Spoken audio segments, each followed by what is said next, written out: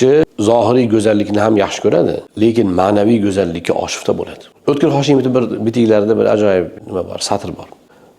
Aytadiki, men bozorda deydi bir ayolni ko'rib qoldim deydi. Juda kelishgan ekan, chiroyli ekan.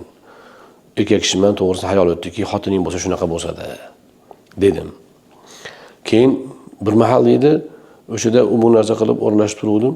Haligi ayol kim bilandir tortishib qoldi. Keyin janjallashib ketdi. Endi og'zidan shodi kirib boda chiqyapti.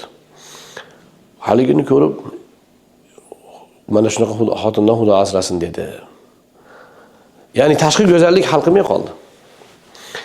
Erkakda ham xuddi shunaqa. Moddiyati zo'r ta'minlayapti, lekin axloqi buzuq. O'zini, shaxsiy axloqi buzuq. U nasihat qilish tugur, o'zining axloqi chatoq.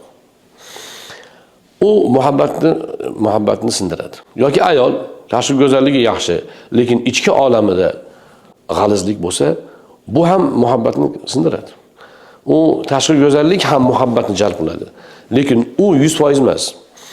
U boshlanish uchun, tanishish uchun, yaqinlashish uchun birinchi qadam.